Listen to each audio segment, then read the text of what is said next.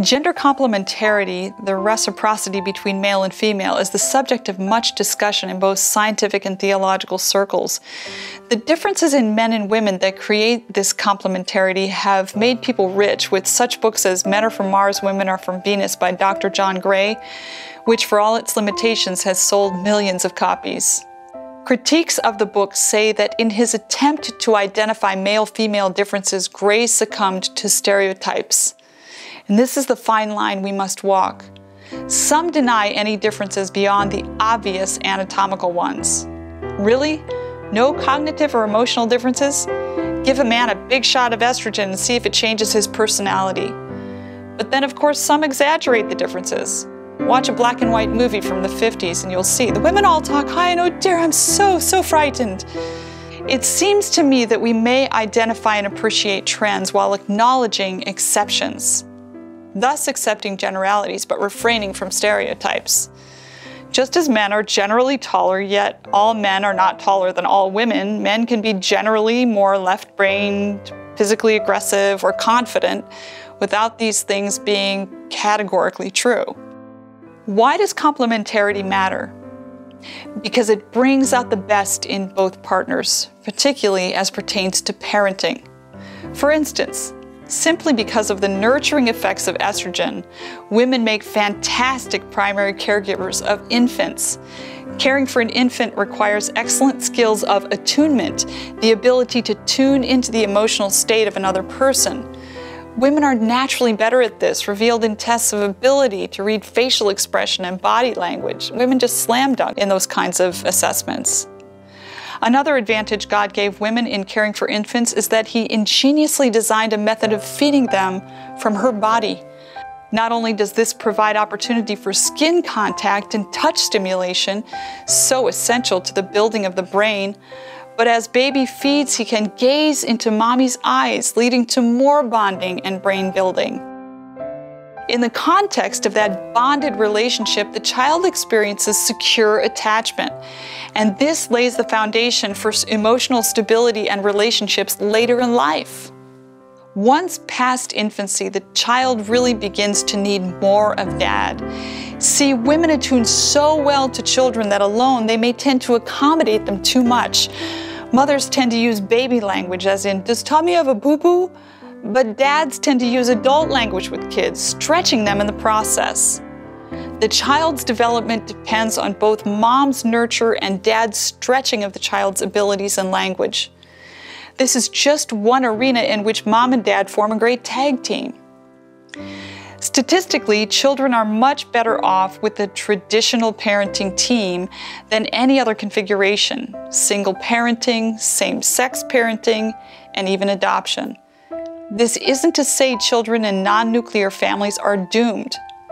Often much better to be raised by a loving single mom or even two moms than an abusive or neglectful mom and dad. But the ideal for children by a rather wide margin in all of the literature is a biological mother and father. And amazingly, or not, this is the ideal design for the family put forth in the Bible. The recent Supreme Court ruling that state-level bans of gay marriage are unconstitutional has placed same-sex marriage on an equal legal footing with heterosexual marriage. Will this be best for society at large? Possibly not. Children raised by same-sex parents are more likely to report greater levels of depression, lower levels of happiness and physical health, greater levels of substance abuse, and a greater likelihood of being arrested. This may be partly due to social stigma, but could it be that the absence of the male and female complementarity in the parenting team also plays a role? The facts seem to say yes. Another question is the happiness and health of people in the lesbian and gay lifestyles. I'm not trying to make anyone's decisions for them, just to comment on the social and psychological effects of certain practices, which is part of my job as a student of psychology and as a thinking person. It is well known that those in these lifestyles have more depression and suicidality. Gay people are 2 to 10 times more likely to take their own lives, twice as likely to have major depression, and more than twice as likely to abuse substances. This is often attributed to the lack of social acceptance. But studies challenge this thinking. In the Netherlands, where gay marriage has been legal since 2001, gay men remain 3 times more likely to suffer from a mood disorder than straight men, and 10 times more likely to engage in suicidal self-harm. In Sweden, which has had civil unions since 1995 and full marriage since 2009, men married to men have triple the suicide rate of men married to women. In other words, social acceptance doesn't seem to close the mental health gap between homosexuals and heterosexuals. Now researchers are saying that low-level minority stress is responsible for this gap. And that may be. A baseline sense of alienation can eat away the soul of someone who's just different than the rest. Traditionally, minorities have coped with this by building community among themselves. The Black community in America is a good example of this.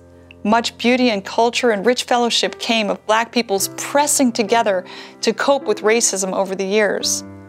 I was privileged to attend a Black church for 15 years and witness this firsthand. So turning to the minority community helps cope with minority stress. The problem with turning to the minority community among gays is that, well, it isn't always much of a community. Gay journalist Michael Hobbs in the Huffington Post tells us in so many words that the single gay world is a competitive marketplace where gay men are judged on the basis of sex appeal and little else. 70% of gay men use hookup apps like Grindr and Scruff to find sexual partners. He says the ideal partner is white, tall, thin, and young, and if you're not those things, you're rejected all over again. Speaking of gay men, Hobbs says those apps are, quote, almost perfectly designed to underline our negative beliefs about ourselves. So gay men experiencing rejection in the mainstream might not find the comfort of acceptance in the gay world either. Now, many gays and lesbians want something better than a series of hookups. So they settle down and marry. Now, I'm not saying this to hurt anyone's feelings, and I'm not trying to be judgmental, but let me share some random facts about gay marriage. The Gay Affirming Couple Study showed that between 42 and 73% of gay couples allow for sexual relationships outside the partnership. This may be why some research says that once gay men marry, the divorce rate is actually lower than for heterosexual marriages. The marriage isn't as hard to maintain if it's not monogamous. On the flip side, women are more often the initiators of divorce in heterosexual marriage. Put 2 women in one marriage and you have an even greater likelihood, and well, some research shows lesbian divorce rates to be the highest. The majority of same-sex couple-headed families are lesbian, but according to the National Longitudinal Lesbian Family Study, the dissolution rates are about 20% higher. And remember, divorce overall hurts children. So to summarize, gay marriages tend to be less monogamous and lesbian marriages tend to be less long-lasting. My point is not to criticize gays or lesbians, but rather to emphasize male-female complementarity. Certainly monogamous gay marriage is better than promiscuity, but that male-female complementarity, it just works. We can even see complementarity in the sexual response cycle of males versus females. Men's response cycle from arousal to orgasm is as little as 5 or 10 minutes, but women's is more like 30 or 40 minutes. This difference requires communication, adaptation, and creativity. It requires us to stretch ourselves in knowing someone different than us. Perhaps this is one reason the Bible calls marriage a mystery and commands men to live with their wives according to knowledge. What I'm sharing isn't hate speech, and it isn't motivated by disdain. It's not my place to judge people for their choices. I'm simply trying to show that God's ideal isn't just an arbitrary ruling on His part, but a design for our health and happiness.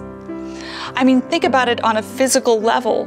The parts work down to the detail. For instance, the vagina does a better job of resisting sexually transmitted infections than do the other orifices of the body, such as the anus. In fact, the anus isn't made for sex at all, and to use it that way presents serious health risks such as anal cancer. I'm not denying same-sex attraction, even exclusive same-sex attraction, beginning at a young age. People with same-sex longings face a difficult choice: to pursue them and suffer minority stress and other difficulties, or to say no to some of the deepest longings of the soul. Not an easy dilemma. But if those who choose to live the gay lifestyle should receive support, then those who choose not to should also receive support. Talk about minority stress. Among the gay population, those who choose to leave the lifestyle are the minority, but some leave out of a desire to align their lives as closely as possible to what they believe is the Creator's plan for their sexuality. Hey, we're all broken. We've all fallen short, gay, lesbian, bisexual, heterosexual, of the glory of God. We're all born that way, broken, sexually, morally, spiritually broken. All we can ultimately do is bring our brokenness to Him and say, "Take me and teach me how to best live."